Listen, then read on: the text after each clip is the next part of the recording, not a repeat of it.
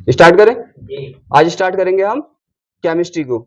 हमें करना है केमिस्ट्री का एक क्रैश कोर्स, जिसे करना है हमें 90 डेज में कवर करना है। 90 डेज में हमें केमिस्ट्री को इतने एनालाइज करके पढ़ना है कि फाउंडेशन बेस से भी अच्छे से पढ़ना है उसे। 90 डेज में हमें कंप्लीट केमिस्ट्री को करना है, चाहे वो ऑर्गेनिक, इनऑर्गेनिक और फिजिकल, तीनों को हमें क्लियर करना है 90 डेज में। और इस एंगल से करना है कि हमारा 100 के 100% पेपर हमारे क्रैश कोर्स से आना चाहिए। ठीक है, तो मैं फोकस से पढ़ना है। और हमें एक, तुम्हें पता है हमारा सबसे मेन टारगेट है कि हम बिल्कुल अलग वे में पढ़ रहे हैं उसको। तो हम स्टार्टिंग करेंगे, क्योंकि तुम स्टार्ट करते हो चैप्टर को तो आपको पता होता है सी बातें क्या पढ़ रहे हैं, लेकिन क्या होता है उसमें केमिस्ट्री डिफिकल्ट सब्जेक्ट है, सी बात है। तो पढ़ते पढ़ते होता क्या उसमें कि आप बीच में मिस यूज कर लेते हैं, आपको याद नहीं रहता कि बीच में क्या पढ़ा था, स्टार्ट में क्या पढ़ा था और एंड में क्या पढ़ा था।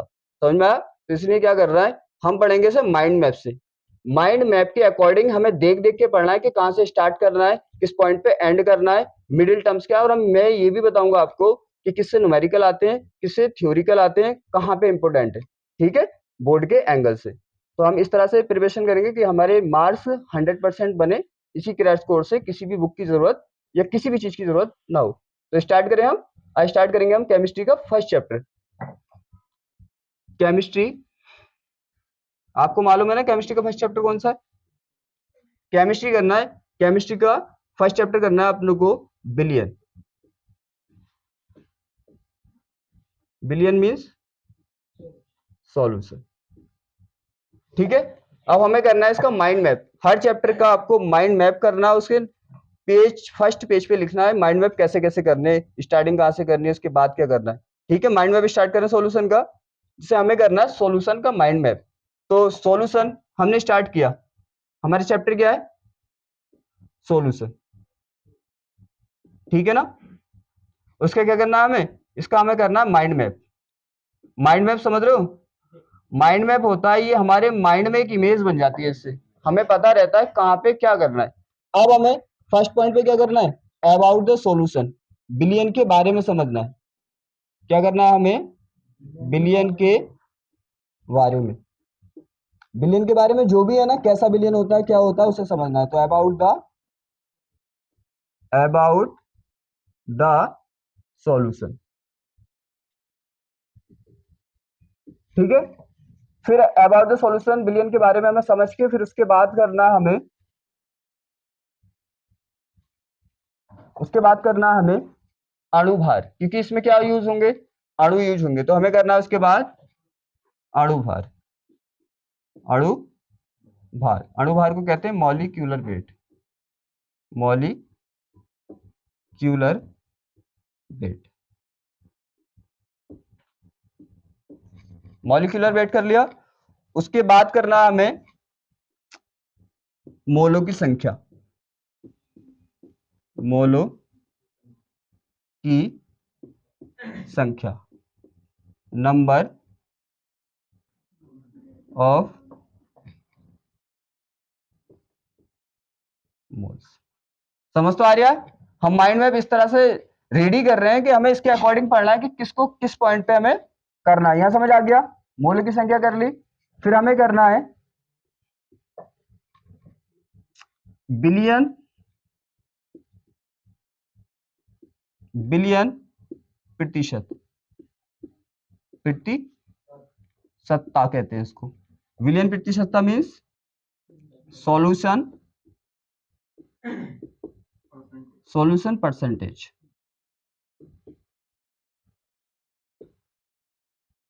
सॉल्यूशन परसेंटेज, ठीक है, ये कर लिया। सॉल्यूशन परसेंटेज के बाद करना हमको तीन पार्ट्स को,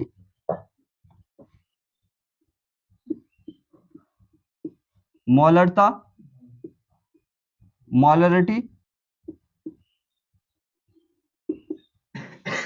मॉलरिटी करना है। इसके साथ करना है मोललता, मोललता, मोलालिटी।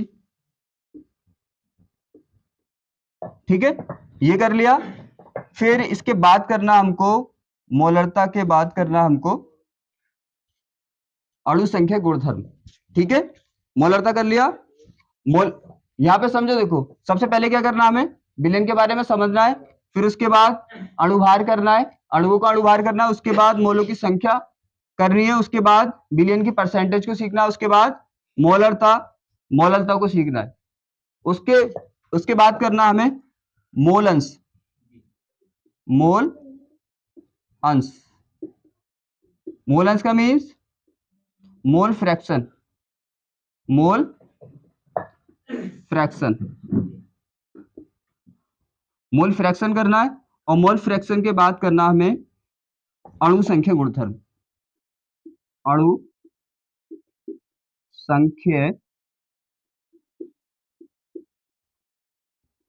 गुणधर्म। ठीक है, समझ आ रही है ना? फिर उसके बाद करना अणु संख्या गुणधर्म को। ठीक है, यहाँ पे क्या करना है, सबसे फर्स्ट में करना हमें अबाउट द सॉल्यूशन, सॉल्यूशन के बारे में समझना है, उसके बाद करना हमें अणुभार को, उसके बाद करना हमें मोलों की संख्या को, फिर उसके बाद करना है बिलियन की परसेंटेज को, फिर उसके बाद करना है हमें मोलरता को 6 पॉइंट पे करना है हमें मोलंस को, और 7 पॉइंट पे करना है अणु संख्या गुणधर्म को। माइंड मैप ये बताता है कि आपको किस फ्लो में पढ़ना है, क्योंकि इसे करना है आपको फर्स्ट टेस्ट पे नोट डाउन, इससे आपको सीक्वेंस मिलेगा, एक डायरेक्शन मिलेगी कि आपको किस सीक्वेंस में इन चीजों को करना है, और आपके माइंड में ये चीजें एकदम सेट हो जाती है। अब देखो आपको देख के क्या होगा, एकदम सेट हो जाएंगे कि हमें किस पॉइंट पे क्या करना है। सीधी सी बात है, आपको पता है कि अणुभार नहीं किया तो आगे वाली चैन क्या होगी, टूट जाएगी, होगा नहीं। और आपको पता है मोलों की संख्या को फाइंड नहीं किया तो आगे वाली प्रतिशतता और इसमें मोलरता में प्रॉब्लम आएगी। तो माइंड मैप से करना है, एक एक क्योंकि क्रैश कोर्स कर रहे हैं हम, और क्रैश कोर्स का मींस टारगेट हमारा ये है कि हम 90 प्लस मार्क को गेन करें। उसमें ये भी बताऊंगा कि पढ़ना कैसे, आपको किस पॉइंट पे पढ़ना है। ठीक है, यहाँ समझ आ गया? तो हमें माइंड मैप इसका हमारा रेडी हो गया, इसे करना आपको नोटबुक के फर्स्ट पेज पे। ठीक है, नोट डाउन करो। माइंड मैप समझ लिया? माइंड मैप तो समझ लिया ना, कैसे किस पॉइंट पे। सबसे पहले क्या करना है हमें, आपको एक आइडिया मिल गया। सबसे पहले क्या करना है, अबाउट द सॉल्यूशन, सॉल्यूशन के बारे में समझना है। अब हम समझेंगे सॉल्यूशन के बारे में, एक एक पॉइंट को अच्छे से। अब देखो, सबसे पहले समझेंगे सॉल्यूशन होता क्या है, सॉल्यूशन बनता कैसे।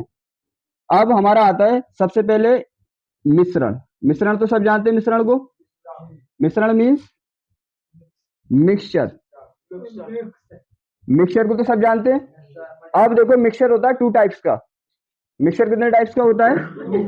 2 टाइप्स का होता है। एक होता है हमारा समांगी विलयन,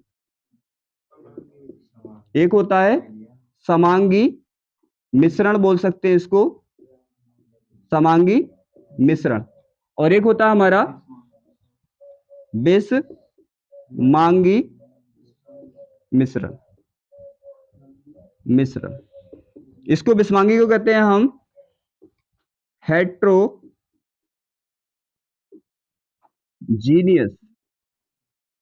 मिक्सचर। ठीक है, मिक्सचर को शॉर्ट में लिख रहा हूं मैं, मिक्सचर। और यहां पे होता है होमो होमो होमोजीनियस मिक्सचर। देखो सबसे पहले हम समझ रहे हैं मिक्सचर क्या होता है। तुम्हें मिक्सचर तो पता ही है ना, 2 या 2 से ज्यादा चीजों को हमने एक साथ मिक्स कर दिया तो उसे मिक्सचर बोलते हैं। सीधी सी बात है, मिक्सचर सबको पता होता है कि मिक्सचर क्या होता है, 2 या 2 से ज्यादा चीजों को, कंपोनेंट्स को हम एक जगह मिला देते हैं तो उसको मिक्सचर बोलते हैं। आप देखो मिक्सचर होता है 2 टाइप्स का, एक कौन सा होता है, एक होता है हमारा समांगी मिश्रण और एक होता है विस्मांगी। अब समांगी में क्या होता है, विस्मांगी में क्या होता है। अब देखो समांगी में क्या होता है, समांगी नाम से पता चले आपको, समांगी मीन्स समान, समान। इसमें जो होगा, इसमें टोटल के टोटल जो विलय और विलायक के कण होते हैं। तुम्हें मालूम है कि विलयन क्या होता है, विलय और विलायक से बना होता है। सीधी सी बात है, यहाँ पे जो जितने भी इसमें ओवरऑल हमारे कंपोनेंट घुले होंगे सबके कण का साइज क्या होगा, समान होगा, तभी ये कहते हैं इसको समांगी मिश्रण। समझ आ रहा है? इसमें घुले हुए कंपोनेंट जितने भी होंगे सबका साइज जो होगा, आकार होगा, समान होगा। तो क्या समान होगा, इसमें समान होगा, आकार समान होगा। ठीक है, जो कंपोनेंट्स होंगे उनका आकार क्या होगा, समान होगा। यहाँ पे होगा विषमांगी, विषमांगी का मतलब होता है विषम, विषम मीन्स असमान। इसमें जो होगा, जो हमारे कंपोनेंट्स हैं उसके जो कण होंगे, उनके कणों का साइज जो होगा वो डिफरेंट होगा। वर्ड से पता चल जाना। समांगी मीन्स समान, इसमें कणों का साइज क्या होगा, समान होगा। विषमांगी मीन्स असमान, असमान का मीन्स इसमें विलय और विलायक जितने भी होंगे उनके कणों का साइज डिफरेंट होगा। इसको बोलते हैं हम, इसको बोलते हैं हम बिलियन। इसको क्या बोलते हैं, बिलियन। इसको बिलियन नहीं बोलते, समझ आ गया। बिलियन किसे बोलते हैं, बिलियन बोलते हैं हम समांगी मिश्रण को, क्योंकि मिश्रण क्या होता है, मिश्रण टू टाइप्स का होता है, एक समांगी मिश्रण होता है और एक विषमांगी मिश्रण होता है। हमने वर्ड का मीन्स भी निकाल लिया, समांगी मीन्स समान, और समान क्या होगा, इसमें जो कंपोनेंट होंगे उनके कणों का साइज जो होगा वो समान होगा। यहाँ पे है विषमांगी, विषमांगी का मीन्स होगा असमान, तो इसमें कणों का साइज जो होगा वो असमान होगा। तो हम विषमांगी मिश्रण को विलयन नहीं बोलते हैं, हम बोलते हैं समांगी मिश्रण को विलयन बोलते हैं। तो हमें क्या करना है, हमें चैप्टर में इसके बारे में पढ़ना है, इसके बारे में नहीं पढ़ना है। ये समझ आ गया क्लियर, कि समांगी और विषमांगी दो तरह का मिश्रण होता है, और समांगी मिश्रण को ही हम विलयन कहते हैं, और इस चैप्टर में हमको विलयन के बारे में ही समझना है। यहां तक क्लियर है। अब देखो ये क्लियर हो गया, अब समझेंगे हम समांगी मिश्रण के आगे पार्ट्स क्या होते हैं, मतलब विलयन के पार्ट्स को समझेंगे, विलयन में पार्ट्स कितने होते हैं। ठीक है, अब यहां पे स्टार्ट होता है हमारा विलयन।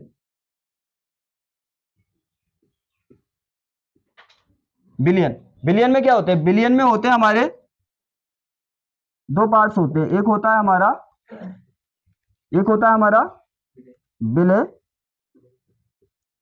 विलय होता है, और एक होता है हमारा विलायक। इसको बोलते हैं सॉल्यूट, इसको सॉल्यूट बोलते हैं, इसको बोलते हैं सॉल्वेंट। सबसे पहले हमें समझना है कि सॉल्यूट क्या होता है और सॉल्वेंट क्या होता है, विलय क्या होता है और विलायक क्या होता है। देखो विलय क्या होता है, जिसको क्या होता है, जिसको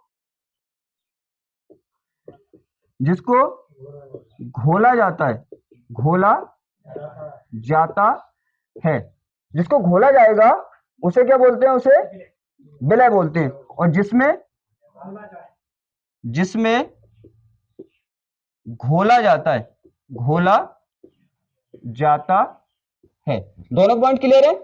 विलय किसे बोलते हैं, जिसे घोला जाता है, और विलायक किसे बोलते हैं, जिसमें घोला जाता है। फॉर एग्जांपल समझ लो कि हम चीनी और पानी को एक साथ क्या कर रहे हैं, मिक्स कर रहे हैं, तो किसे घोला जा रहा है, चीनी को। किसमें घोला जा रहा है, तो विलय कौन हुआ, चीनी विलय हुआ, क्योंकि हमने साफ साफ लिखा है जिसको घोला जाएगा वो विलय होगा, जिसमें घोला जाएगा वो विलायक होगा। NaCl साल्ट को घोल दो, नमक को घोल दो पानी में, तो क्या होता है, नमक क्या होता है, नमक विलय होता है, क्योंकि नमक को घोला जाता है, और किसमें घोला जाता है, पानी में, तो पानी क्या हुआ, विलायक हुआ। पॉइंट तो क्लियर है, बस ये याद रखना आपको, ये पॉइंट याद रखने, ठीक है। अब इसकी स्टेट क्या हो सकती है, किस स्टेट में हो सकता है, ध्यान रखना, ये हमारे मोर देन वन हो सकते हैं, more than one. More than one का मीन्स होता है एक से ज्यादा हो सकते हैं, एक से अधिक, अधिक। और ये हमेशा क्या होता है, ये हमेशा only, only one, only one का मीन्स केवल एक, ये केवल एक होता है। ये भी ध्यान रखने इसकी क्वालिटी, लेकिन आपको क्या होगा, मोर देन वन का आपके 12th क्लास में नहीं है, आपको ओनली किसका पढ़ना है, ओनली वन सॉल्यूट और वन सॉल्वेंट वाला पढ़ना है। लेकिन क्या होगा, जनरली इंफॉर्मेशन रख लेना कि मोर देन वन होता है विलय, लेकिन यहाँ पे जरूरत नहीं होगी। आपको क्या पढ़ना है, एक ही विलय पढ़ना और एक ही विलायक पढ़ना है। 12th में इसकी जरूरत नहीं होती है, समझ में आ रहा है ना। क्या होता है, ये मोर देन वन हो सकता है। जैसे मान लो फॉर एग्जाम्पल के लिए आप चाय बना रहे हैं, तो चाय में दूध भी डाल रहे हैं, आप दूध को भी घोल रहे और चीनी को भी घोल रहे, बहुत सारी चीजें घोल रहे हैं ना, तो इसमें ओनली हमारा जो पानी है, जो जल है, वही क्या है, विलायक है, बाकी सब क्या है, विलय है। समझ आ गया ना। चाय का एग्जांपल याद रखना, सब पीते भी हैं नॉर्मली, तो क्या होगा कि उसमें जितने भी घोले जाते हैं वो क्या होते हैं, सब विलय होते हैं, और बस पानी क्या होता है, विलायक होता है। हमें पता भी है जिसको घोला जा रहा है वो विलय है, और जिसमें घोला जा रहा है वो विलायक है। यहाँ तक क्लियर है ना। और आपको एक ही वाला पढ़ना है, इसमें भी वन वाला पढ़ना है 12th में, कि क्या होता है, वन विलय होता है और विलायक होता है। यहाँ तक क्लियर है, विलय विलायक की समझ आ गया हो कि विलय विलायक किस तरह से होते हैं। बस ये लाइंस को आपको नोट डाउन करना है। इसको, इस पॉइंट को याद रखना, बस घोला जाता है और घुलता है। ठीक है, इसे नोट डाउन करो। यहाँ तक समझ आ गया। अब आगे देखेंगे हम इसे डिफाइन कैसे करेंगे।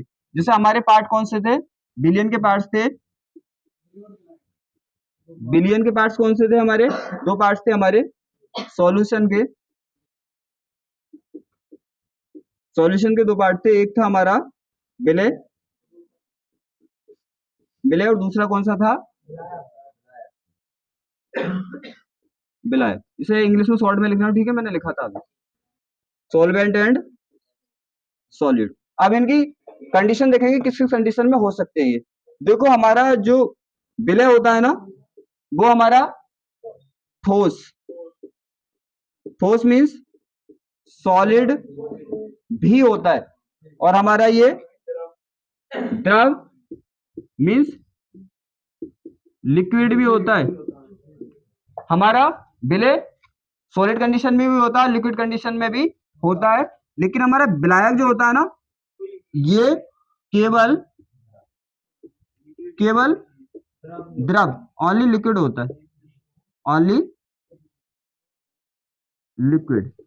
समझ तो आ रहा है क्यों होता है लिक्विड, क्योंकि घुलना है इसमें, कोई चीज घुलेगी कब, कोई चीज ठोस में घुल सकती है, अरे ठोस घुल सकती है लिक्विड में, लिक्विड का मतलब द्रव, द्रव में तो घुल सकता है। ऐसा हुआ कि द्रव ठोस में घुल गया, ऐसा नहीं हो सकता ना। तो सी सी बात है, ये हमेशा क्या होगा, ये ओनली द्रव होगा। ये दोनों कंडीशन में हो सकता है। तो सबसे पहली पहचान इसकी क्या है, अगर कोई भी चीज सॉलिड दिखती है, जैसे वो बोले शर्करा है, चीनी है, तो आपको पता है चीनी क्या होती है, ठोस होती है, आप तुरंत पहचान लेंगे, सी सी बात है, क्या है ये, विलय। NaCl, NaCl क्या होता है, साल्ट होता है, आपको पता है साल्ट क्या होता है, ठोस होता है, आप तुरंत पहचान लेंगे। सोडियम क्लोराइड क्या है हमारा, विलय।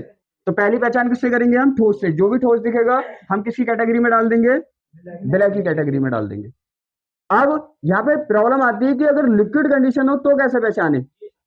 ठीक है, लिक्विड कंडीशन होगी तो कैसे पहचानेंगे। मान लिया हमारा, हमारे पास एक बिलियन है, हमारे पास एक बिलियन है, सॉल्यूशन है। अब ये क्या है यहाँ पे, ये हमारा क्या है, विलय, और ये हमारा विलायक है। ध्यान से समझना इसे, क्योंकि यहाँ पे दोनों टाइप के क्वेश्चन बनते हैं। सीधी सी बात है, ऐसा भी कर देता है वो कि दोनों को क्या कर देता है, सेम कंडीशन में भी डाल सकता है, और दोनों को डिफरेंट कंडीशन में भी डालता है। जैसे वो बोलता है कि NaCl को घोल दिया हमने, साल्ट को घोल दिया वाटर में, तो आपको पहचान होगी साल्ट क्या होता है, सॉलिड होता है। सीधी सी बात है, क्या होगा, विलय होगा, ये विलायक होगा, कोई दिक्कत नहीं है। आपको पता है शर्करा को घोल दिया, शुगर को घोल दिया, आपको पता है शुगर, चीनी जो होती है वो सॉलिड होती है, तो ये क्या हो गया, विलय हो गया और विलायक हो गया। यहाँ पे नो प्रॉब्लम। लेकिन प्रॉब्लम आती है, ये भी क्या हो, ये भी हमारे किस कंडीशन में, द्रव की कंडीशन में, लिक्विड की कंडीशन में, और ये भी हमारा किस कंडीशन में, द्रव की, लिक्विड की। तो कैसे पहचाने, देखो याद रखना, इसका होता है हमारा लो अमाउंट, इसका क्या होता है, लो अमाउंट। अमाउंट का मीन्स तो समझते हैं, मात्रा, और यहाँ पे होता है हाई अमाउंट, हाई अमाउंट। दोनों समझ में आ रहे हैं। लो अमाउंट का मीन्स कम मात्रा, कम मात्रा, और हाई अमाउंट का मीन्स अधिक मात्रा। क्लियर है ना एकदम। यहाँ पे ठोस में तो एकदम पहचान ही लेंगे आप, ठोस विलय। यहाँ पे क्या होगा, अगर दोनों लिक्विड कंडीशन में दे रखे हैं आपको, तो आप क्या देखेंगे, जिसकी लो क्वांटिटी है, लो अमाउंट है, तो उसको किसकी कैटेगरी में डालेंगे आप, विलय की, और जिसकी हाई क्वांटिटी है उसको विलायक की। एग्जांपल से कर ले, एग्जांपल से अच्छा समझ आता है। जैसे मान लो कि उसने बोला कि NaCl है हमारे पास, इसको क्या कर दिया, घोला, घोला उसने जल में, जल में घोला। ठीक है, तो देखो यहाँ पे पहचान लेंगे NaCl क्या है, ठोस है, और जब ठोस है तो ठोस को किस कैटेगरी में डालते हैं हमेशा, क्योंकि आपको मालूम है विलय ही ठोस होता है, विलायक कभी ठोस होता नहीं है। तो ये क्लियर हो गया कि यहाँ पे क्या है, विलय। कोई डाउट, यहाँ पे देखो, अब तुम्हें पता है, यहाँ पे मैंने बोला इंटर में केवल आप 12th में एक ही चीज पढ़ते हैं, वन विलय वन विलायक, मतलब वन सॉल्यूट वन सॉल्वेंट वाला पढ़ते हैं, मोर देन आप सॉल्यूट इसमें नहीं पढ़ते। तो आपको मालूम है, यहाँ पे देखो वही बात बोली है इसने, मैंने बोला था एक ही सॉल्यूट पढ़ते हैं, एक ही सॉल्वेंट पढ़ते हैं 12th में, या IIT में नीट में आते हैं मोर देन वाले, यहाँ पे नहीं आते। देखो क्या है, यहाँ पे एक ही आपके पास क्या है, एक ही विलय और एक ही, मैंने बोला था वन वन, ये वन वन वाली कंडीशन ही पढ़ते हैं आप 12th में, समझ आ रहा है, एक ही विलय और एक ही विलायक होगा यहाँ पे। तो आपको मालूम है एक अगर क्या हो गया हमारे पास विलय हो गया तो दूसरा क्या बचा, विलायक ही बचा। और आपको मालूम है वाटर जो है यूनिवर्सल सॉल्वेंट है, हमेशा ये किस में यूज होता है, विलायक में ही यूज होता है, इसकी तो कोई डाउट ही मत करना। जब भी आपको जल दिखे सीधी सी बात है, इसे किसकी कैटेगरी में डाल दोगे, जैसे आपको पता है कोई भी सॉलिड दिखे किसकी कैटेगरी में डाल दोगे, आंखें बंद करके, विलय की। इसी तरह से जहां पे भी आप क्या दिखे, आपको जल दिखे, आंखें बंद करके उसे काय की कैटेगरी में डाल दो, विलायक की, क्योंकि जल जो है हमारा वाटर जो है यूनिवर्सल सॉल्वेंट माना जाता है। यहाँ समझ आ गया, तो हमने समझ लिया, आपको मालूम है कि ये क्या है, ठोस है और इसलिए ये विलय है। बचा ये यूनिवर्सल सॉल्वेंट होता है हमेशा विलायक में, उसमें विलायक में यूज होता है, तो ये हमारे पास विलायक हो गया। ये तो नॉर्मल कंडीशन थी, हमें समझ आती है, ठोस से एकदम समझ लेंगे हम इसको। अब दूसरी कंडीशन आती है, उसने बोला 5 ml हमारे पास क्या है, मैथिल एल्कोहल है, मैथिल एल्कोहल। एग्जाम्पल 1 समझ आ गया ना, एग्जाम्पल 2 समझो, ये तो हमारा ठोस और लिक्विड कंडीशन वाला था, समझ आ गया। अब यहाँ पे समझेंगे इसे किया, इसे समझेंगे हम यहाँ पे मैथिल, और मैथिल एल्कोहल है यहाँ पे एल्कोहल, ठीक है, और उसने ले लिया 10 ml ethyl alcohol, ethyl alcohol. आपको मालूम है मैथिल अल्कोहल भी क्या होता है, लिक्विड होता है, और एथिल अल्कोहल भी क्या होता है, लिक्विड। यहाँ पे ये भी लिक्विड है और ये भी लिक्विड है, आप दोनों लिक्विड है, सेकंड कंडीशन को फॉलो कर रहे हैं हम, दोनों लिक्विड है। मैंने बोला अगर दोनों लिक्विड है तो आप कैसे पहचानेंगे, इसका अमाउंट देख लेंगे, किसका अमाउंट हाई है किसका लो है। लो अमाउंट किसका है, मैथिल अल्कोहल का, इसको किस में डाल दोगे आप, विलय में, और एथिल अल्कोहल का क्या हाई अमाउंट है तो इसको किस में डाल दोगे, विलायक में। नो टेंशन, डिफाइन कर सकते हो आप, इसको समझा। और हम क्या कर रहे हैं, हम फ्लो चार्ट पे काम कर रहे हैं, हम लाइनों पे काम ही नहीं कर रहे, क्योंकि लाइनें याद ही नहीं रहती है। हम फ्लो चार्ट से समझ रहे हैं हर चीज को, फ्लो चार्ट से कैसे हम एकदम अच्छे से समझ में आ रहा है ना, फ्लो चार्ट से एकदम। ये क्यों, क्योंकि ये माइंड में सेट हो जाता है फ्लो चार्ट, यहाँ इसको किया याद भी करने में दिक्कत नहीं आती। तो हमने दोनों कंडीशन को समझ लिया, फर्स्ट कंडीशन भी समझ लिया हमने, जब क्या हो, एक ठोस हो और दूसरा द्रव हो, तो कैसे डिफाइन करते हैं, एग्जाम्पल 1 से समझा हमने। हमने सेकंड कंडीशन को समझा, जो दोनों क्या हो, जब द्रव हो, तो सेकंड एग्जांपल से समझ लिया कि इसको कैसे डिफाइन कर सकते हैं। दोनों समझ आ गए ना, डिफाइन कर लोगे। और एक चीज वो बोलता है, अगर ये बोलता है कि इसको घोला जाता है, तो मैंने लाइन लिखवा रखी है, जिसे बोलते हैं घोला जाता है विलय है, सीधी सी बात है। तीन ही तरह के क्वेश्चन बनते हैं यहाँ पे, इससे ज्यादा क्वेश्चन बनते नहीं है। एक तो वो क्वेश्चन में ये बोलेगा इसे घोला जाता है, जैसे वो बोलेगा कि NaCl को जल में घोला जाता है, तो बता दिया ना उसने, किसको घोला जा रहा है, NaCl को। तो मैंने लिखा दी लाइन साफ साफ कि जिसे घोला जाता है वो क्या होता है, विलय होता है। वो बोलेगा कि NaCl को जल में घोला जाता है, यहाँ पे क्लियर कर रहा है वो, घोला किसे जा रहा है, NaCl को किस में घोला जा रहा है, जल में। मैंने इस कंडीशन को सबसे पहले बताया था, सेकंड कंडीशन, ये दोनों कंडीशन मैंने बता दी, अच्छे से याद कर लेना, इससे आगे क्वेश्चन नहीं आता इंटरव्यू। चलो यहाँ तो समझ आ गया। आप देखेंगे हम बिलियन की डेफिनेशन। अब यहाँ पे देखो बिलियन क्या था, बिलियन क्या था, विलय और विलायक का कैसा मिश्रण था, भाई पहली बात तो ये है कि सीधी सी बात है वो मिश्रण था, मिश्रण था ना, और किसका था, विलय और विलायक का, और कैसा मिश्रण था, समांगी मिश्रण था। तो हम उसको डेफिनेशन में, हमें ऐसा नहीं है रट के पढ़ना है, हमें सीधी सी बात है जो हमने सीखा है कि भाई विलय और विलायक के समांगी मिश्रण जो था उसको ही हम विलियन बोल रहे हैं। ये तो समझ लिया ना कि क्या सीखा था हमने, कि विलय और विलायक का एक समांगी मिश्रण था, उसको हमने क्या बोला था, विलियन बोला था। मैं अपने साइड से डेफिनेशन लिखाऊंगा इसी तरीके से। तो यहाँ पे देखो हम क्या कह सकते हैं, विलय और विलायक के समांगी मिश्रण को क्या कहते हैं, विलियन कहते हैं। क्या कहते हैं इसको, विलियन कहते हैं। समझ आ गया ना, कोई डाउट ही नहीं। जो हमने सीखा था कि विलियन क्या था, विलियन जो था वो विलय और विलायक का कैसा मिश्रण था, समांगी मिश्रण था, उसे विलियन बोल रहे थे हम। हमने फ्लो चार्ट से सीखा था, हमने उसी को क्या कर दिया, यहाँ पे कॉपी पेस्ट कर दिया, हमें समझ में आ गया कि विलय और विलायक का कैसा मिश्रण था, समांगी मिश्रण था, उसको हमने विलियन बोला था। इंग्लिश में हम कह सकते हैं ए solution is a homogeneous mixture of solute and solvent. ठीक है, समझ आ गया ना, इसकी डेफिनेशन नोट कर लो। अब हम क्या सीखेंगे, फ्लो चार्ट ने क्या बताया था हमें, फ्लो चार्ट ने बताया था पहले हमें अबाउट द सॉल्यूशन करना है, उसके बाद सेकंड नंबर पे क्या करना है, अणुभार को करना है। ठीक है, तो इसके बाद हम करेंगे, अब करेंगे हम अणुभार को। फ्लो चार्ट का यही फायदा, वहां पे देख के हमें करना है, फर्स्ट प्रश्न होगा, हमें पता है कि क्या किसको पहले क्लियर करना है, फिर उसके बाद किसे क्लियर करना है, उसके बाद किसे क्लियर करना है। यहाँ समझ आ गया, इस डेफिनेशन को नोट कर लो। अब हम क्या करेंगे, अब करेंगे हम अणुभार को। अब हम देखेंगे अणुभार को, अणुभार, ठीक है। हमें बोर्ड के एग्जाम के अकॉर्डिंग करना है एकदम, हमारा पेपर 100% क्लियर होना चाहिए एकदम। हम सीख भी रहे हैं कि कैसे पढ़ना है, हमें रटना नहीं है। जैसे हमने सीखा था पहले, हमने फ्लो चार्ट से सीखा था कि बिलियन क्या था, विलय और विलायक का एक समांगी मिश्रण था। सी बात है, उसी से हमने थ्योरी बना के कॉपी पेस्ट कर दी। अब यहाँ पे देखेंगे हम अणुभार को। अब देखो इसका बहुत बड़ा रोल होता है, ध्यान रखना इसका बहुत बड़ा। जितने न्यूमेरिकल्स होते हैं ना, जैसे मोलन्स के न्यूमेरिकल, किसी के भी न्यूमेरिकल लेंगे आप यहाँ पे, तो सीधी सी बात है उसमें क्या यूज होगा, अणुभार यूज होगा। अणुभार को अपनी भी एक वीडियो में मैंने समझाया था आपको, अणुभार कैसे डिफाइन करते हैं, यहाँ पे दोबारा से रिपीट करता हूँ मैं। अब क्या करना हमें, अणुभार मॉलिक्यूलर वेट को, मॉलिक्यूलर वेट को देखें। देखो इसे डिफाइन कैसे करते हैं, बिल्कुल सिंपल वे। पहले तो आप ये बताएंगे कि इसमें कितने कितने कौन कौन से एलिमेंट्स है। यहाँ पे मैंने लिखा H2SO4। अब इसे अणुभार क्यों बोल रहे हैं, सबसे पहले ये समझो अणुभार क्यों बोल रहे हैं इसको। मैंने वहां पे उस दिन भी बताया था, भार तो किसी का भी भार हो सकता है, जैसे तुम्हारा भार किसी का भी तो भार होगा।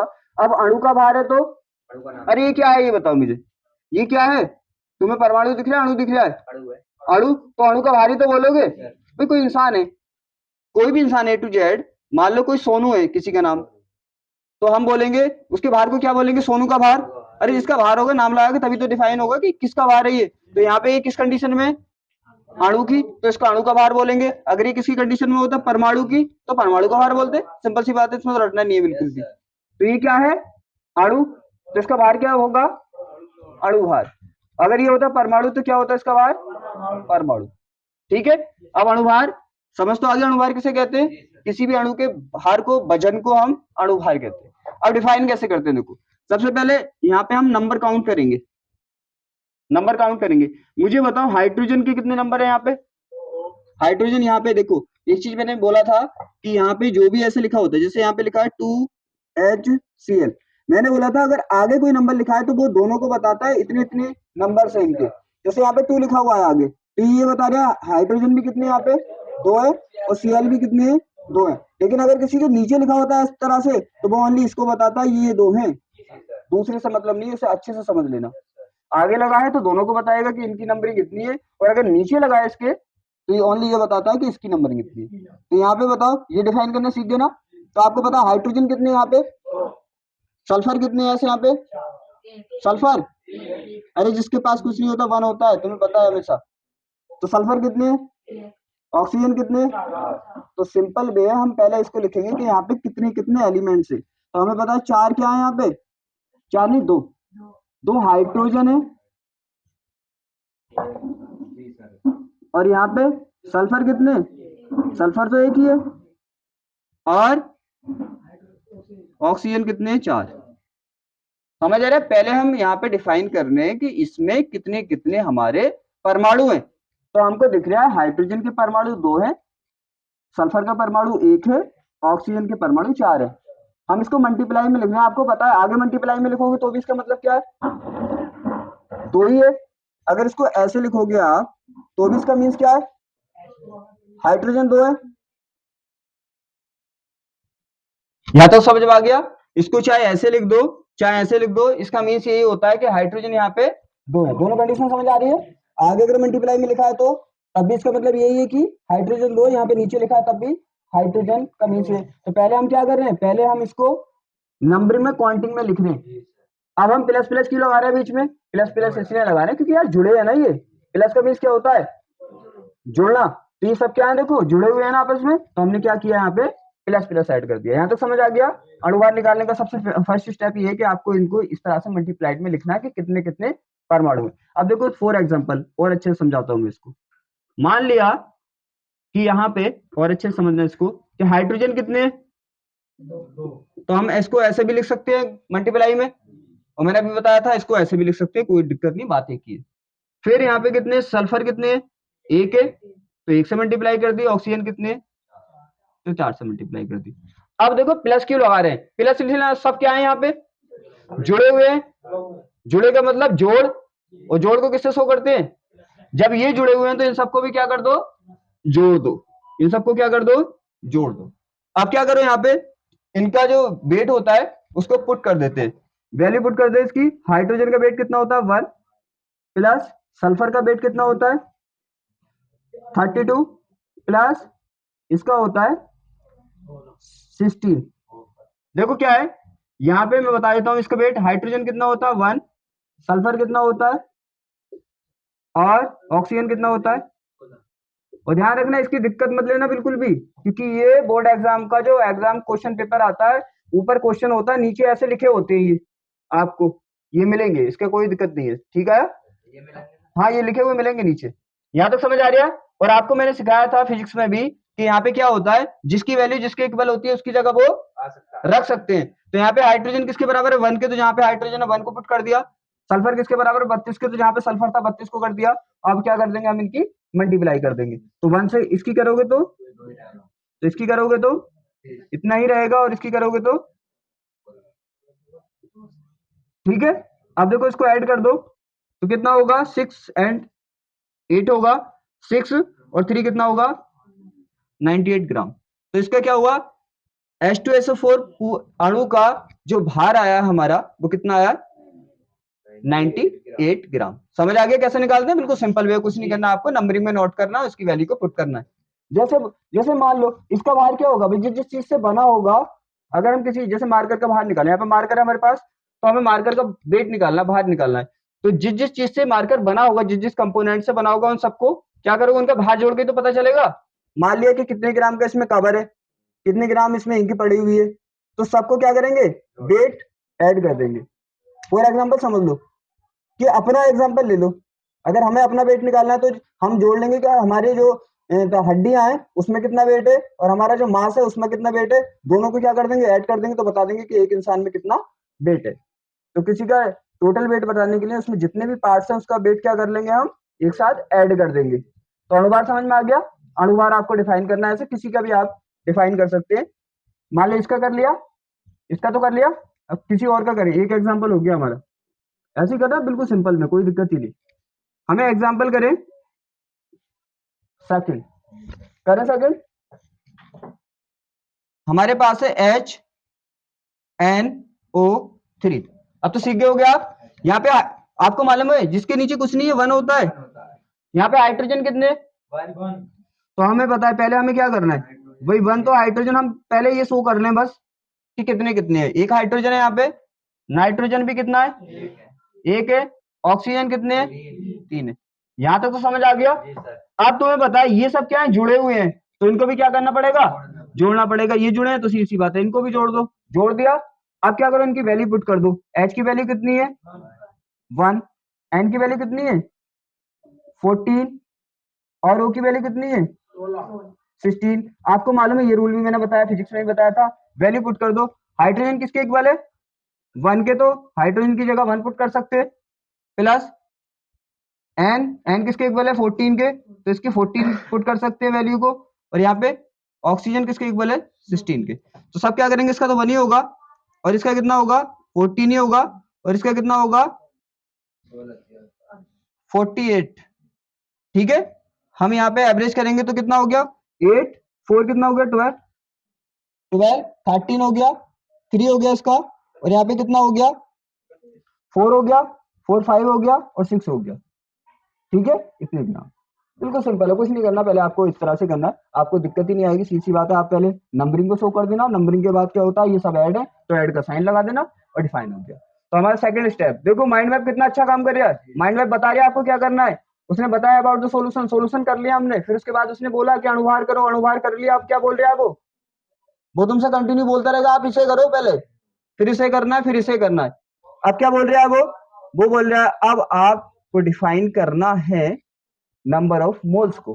थर्ड नंबर पे यही बोल रहा है ना, वो क्या डिफाइन करना है आपको नंबर ऑफ मोल्स को। ये एक सीक्वेंस होता है कि हम कम टाइम में कम मेहनत से अच्छे मार्क कैसे लाएंगे, तो वो होता है माइंड मैप। ठीक है, यहां तक समझ आ गया। अब हम किसको देखेंगे, नंबर ऑफ मोल्स को देखेंगे। थर्ड स्टेप में क्या हमारा क्या था, माइंड मैप में था थर्ड स्टेप में कि आपको सीखना है नंबर ऑफ मोल्स, मोलों की संख्या। तो स्टेप थर्ड को सीखे हम, क्या था हमारा, मोलों की संख्या, कंप्लीट लिख दें चलो संख्या। तो क्या होता है, नंबर ऑफ मोल्स। यहां तो समझ आ रहा। अब पहले तो ये समझेंगे नंबर ऑफ मोल्स हैं क्या, नंबर ऑफ मोल्स है क्या, इसे समझो अच्छे से। पहले नंबर ऑफ मोल्स क्या है, नंबर ऑफ मोल्स का मीन्स होता है कि अणुओं की संख्या कितनी है। बिल्कुल सिंपल में क्या समझना है कि अणुओं की संख्या कितनी है। जैसे मान लो कि यहाँ पे कितना 36 ग्राम हमारे पास H2O है। यहाँ पे ध्यान से देखो, यहाँ पे क्या हमारे पास 36 ग्राम H2O है। तो सीधी सी बात है, यहाँ पे क्या होगा, H2O मान ले किसी ग्लास में H2O है हमारे पास, और कितने ग्राम है, 36 ग्राम है। तो तुम्हें पता है कि जल का जो हमारा फॉर्मूला होता है, जल का क्या होता है, H2O। तो सीधी सी बात है, इसमें क्या होंगे अंदर, अरे H2O ही तो होंगे। तुम्हें पता नहीं अणुओं से क्या बनता है, अणुओं से कोई भी पदार्थ बनता है। ये क्या बना हुआ हमारा जल, क्या एक पदार्थ ही तो है। तो किससे बना होगा, अणुओं से। हमें यही तो देखना है कि कितने अणु है इसमें।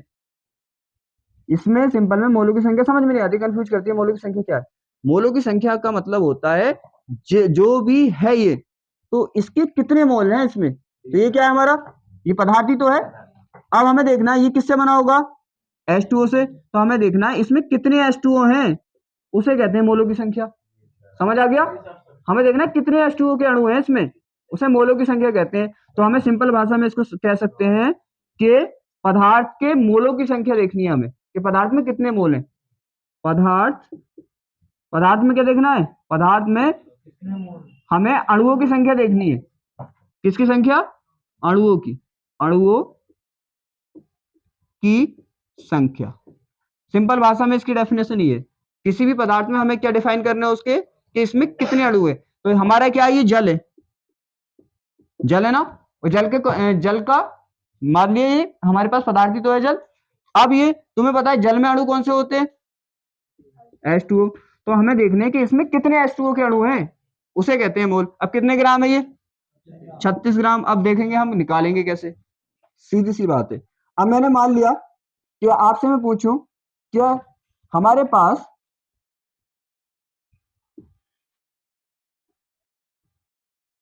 कोई बेड पे एक बेड के एग्जांपल से समझ लें, ठीक है। हमारे पास 200 kg वेट है, और वो वेट है कितना, 4 इंसानों का वेट है, ठीक है। और एक इंसान का वेट जो भी है उसमें वो है 50 kg। तो मैं पूछूं कि कितने इंसान होंगे, बिल्कुल सेम कंडीशन ये है, यही कंडीशन होती है नंबर ऑफ मोल्स को निकालने की, कि यहाँ पे इतना वेट है और एक का वेट इतना है, तो इसमें कितने होंगे। क्या समझे आप, मैंने बोला कि टोटल वेट कितना है। जैसे मान लो कि यहाँ पे एक हमारा कांटा है जिसपे हम तोल रहे हैं, तो कितने इंसान खड़े हुए हैं यहाँ पे, 4 इंसान खड़े हुए हैं, 1 2 3 एंड 4, 4 इंसान खड़े हैं ना। मैंने बोला कि इनका जो टोटल वेट आया वो आया 200 kg, इतना वेट आया इनका, ठीक है। अब इसमें एक का वेट कितना है, 50 kg। तो मैंने पूछा कि कितने होंगे इसमें, मान लिया कि हमें ये कंफर्म नहीं पता कितने हैं, ठीक है। हमें तो ये पता है, ये कंफर्म नहीं पता कि हमें कितने हैं। वैसे मैंने फॉर एग्जांपल इसलिए समझा ताकि तुम अच्छे से समझ सको कि 4 है, लेकिन क्या होता है यहाँ पे पता नहीं होती कितने हैं। तो ये इस तरह से मिक्स है, हमें पता नहीं कि ये कितने, हमें पता है एक का वेट 50 kg है। यहाँ पे समझ आ गया कि यहाँ पे कुछ इंसान खड़े हैं। 4 इसलिए बताया था मैंने ताकि आप एग्जाम्पल को एकदम से कनेक्ट कर सको। रियल में यहाँ पे क्या है, हमें पता नहीं कि कितने इंसान खड़े हैं, हमें तो ये पता है कि इन सब इंसानों को जो तोला हमने, तो वेट कितना है, 200 kg आया है। हमें बस इतना पता है कि एक का वेट कितना है, 50 kg। तो कैसे निकालोगे आप, सीधी सी बात है, डिवाइड कर दोगे। अरे डिवाइड ही तो करोगे, क्या करोगे, 50 से डिवाइड कर दोगे तो कितना होगा, 4 ही आ रहा है ना। देखो इसलिए मैंने पहले ही बता दिया था कि 4 आएगा, आप कनेक्ट एकदम करेंगे तो 4 ही आ रहा है ना। तो आप समझ पा रहे हैं कि हमें अगर किसी के नंबर्स निकालने हैं तो क्या करना पड़ेगा, टोटल वेट में उस एक के वेट से डिवाइड कर दो। बात क्लियर हो गई, हमें पता है टोटल वेट कितना है इसका, इतना है। और हमें ये पता चल जाए कि एक का वेट कितना है, तो हम डिवाइड करके बता देंगे कितने हैं यहाँ पे। जैसे यहाँ पे बताया था, हमें पता था टोटल वेट कितना आ रहा है इस पे, जब तोल रहे हैं तो हम 200 केजी आ रहा है, और यहाँ पे कितना है, एक में कितना है, तो हमने क्या किया इससे, हमें पता चलेगा कितने खड़े हैं, 4 खड़े हुए। समझ आ गया ना क्लियर कि हमारा क्या होता है, हम इस तरह से किसी में भी मोलों की संख्या डिफाइन कर सकते हैं, हमें पता है। अब देखो, आप समझो इसे कि यहाँ पे कितना है, जल में इसका जल का H2O का वेट कितना है टोटल, 36 ग्राम। और हमें पता है एक H2O का वेट कितना होता है, अभी तो किया था, निकाल सकते हो उससे, ठीक है, 18 ग्राम। तो आपको पता है कितने होंगे इसमें, तो टोटल वेट में से क्या कर दो, एक के वेट को वेट से डिवाइड कर दो, कितना होगा, हमें पता है H2O के 2 अणु होंगे यहाँ पे। इसी को बोलते हैं मोलों की संख्या। मोलों की संख्या का मतलब इसमें कितने अणु हैं वो डिफाइन करना, मैंने इसलिए सिंपल भाषा में लिख दिया। पदार्थ में अणुओं की संख्या निकालनी है अपनों को। अगर किसी के मोलों की संख्या है तो मोलों की संख्या का मतलब होता है उस पदार्थ में कितने अणु हैं। यहाँ तक क्लियर है। अब इसका फॉर्मूला देखो, फॉर्मूला क्या होता है इसका, सिंपल सा फॉर्मूला होता है, किसी के मोल निकालने हैं तो मोलों की संख्या, समझ में तो आ गया। मोलों की संख्या बराबर होती है क्या, यहाँ पे करना है उसका भार जितना भी दिया होगा, तो यहाँ पे क्या आ जाएगा, भार, और रियल में भार से अगर समझ में ना आए तो टोटल भार ले लो, कुल भार, और समझ में आ जाएगा ना। कुल भार मतलब जितना भी भार उसने दिया है, कुल भार ले लो, और यहाँ पे क्या कर दो, अणु भार से डिवाइड कर दो। सिंपल समझ में आ रहा है। जो उसने टोटल भार दिया हो वो आप ऊपर ले लो, और जो एक अणु का भार होता है वो नीचे ले लो। अणु का भार, और कितने अणु का भार, एक अणु का भार, ध्यान रहेगा। आप ले सकते हैं, मोलों की संख्या डिफाइन करनी है किसी की तो सीधी सी बात है, ऊपर के लेना है आपको, भार लेना है, और भार कौन सा लेना है, कुल भार जितना भी उसने दे रखा हो। जैसे यहाँ पे कितना दे रखा था, 36 ग्राम टोटल इतना दे रखा था, उसको आपको ऊपर लेना है, और नीचे डिवाइड किससे करना है, वो पदार्थ जिस भी अणु से बना हो उस अणु, एक अणु से, एक अणु के भाग से डिवाइड कर देना आपको, जैसे हमने यहाँ पे कर दिया। देखो ऐसे इसी फॉर्मूले से निकाला, टोटल भार कितना दिया था उसने, 36, एक अणु का भार कितना था, 18, डिवाइड किया कितना आया, 2। कोई दिक्कत, ठीक है। तो ये तो है मेरे तरीके से फॉर्मूला, आपको याद रहेगा, अच्छी बात है। बुक्स में ऐसे दे रखा होता है, देखो उसमें थोड़ी क्लियरिटी नहीं आती। मोलो की संख्या बराबर भार अपॉन अणु भार, ऐसे दे रखा होता है। अब देखो यहाँ पे क्या है, हमें ये पता नहीं चलता भार, भार क्या चीज है, पता नहीं चलता ना। अब मैंने यहाँ पे बोल दिया कुल भार, जितना भी उसने कुल दे रखा है भार उसका लगा दो, और नीचे क्या है, उसमें जो एक अणु है, अब यहाँ पे अणु भार दे रखा है, अब हमें पता नहीं चल रहा कि एक अणु का भार लगाना है, कितने का लगाना है, हमें, मैंने क्लियर कर दिया एक ही अणु का भार लगाना है आपको, और ऊपर क्लियर हो गया कि क्या है, कुल भार लगाना है आपको। तो सीधी सी बात है, बुक में ऐसे लिखा होता है, ठीक है, लेकिन क्लियरिटी के लिए आपको ये समझना है, टोटल भार जो भी दे रखा होगा आपको ऊपर लेना है, और एक अणु का भार नीचे लेना है, क्योंकि यहाँ पे देखो अणु भार दे दिया उसने, उसने ये नहीं दिया कि एक अणु का भार लगाना है या 10 अणु का भार लगाना है, वो तो नहीं दिया ना, तो हमने क्लियर कर लिया इसको ऐसे। अणु भार समझ आ गया। थर्ड पॉइंट क्या बोला था उसने, थर्ड पॉइंट हो गया, पहले क्या था, अबाउट द बिलियन, उसकी थ्योरी भी कर ली हमने। फिर उसके बाद सेकंड पॉइंट क्या था, अणुभार, वो भी कर लिया हमने। मोलों की संख्या भी शायद समझ में आ गई होगी। इसके बाद कौन सा पॉइंट था, मोललता, और मोललता, मोलरता तो थी, ये द्रव्य वो था परसेंटेज, प्रतिशत था, बिलियन का प्रतिशत निकालेंगे अब, ठीक है।